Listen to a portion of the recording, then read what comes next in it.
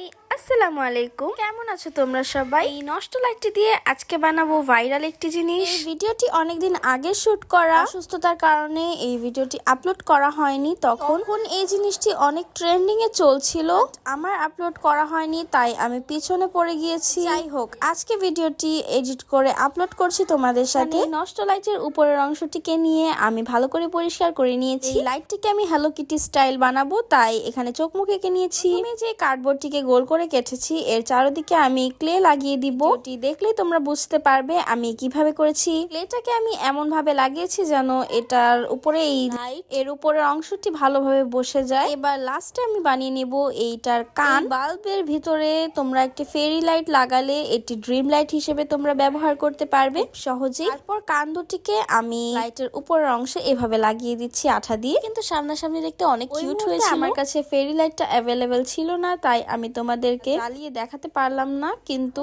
এটার ভিতরে একটা ফেরি লাইট দিয়ে বেলা সব লাইট অফ করে দেখবে এটা কি চমৎকার দেখা যায়। এজন্য এ পর্যন্ত, আল্লাহ হাফেজ।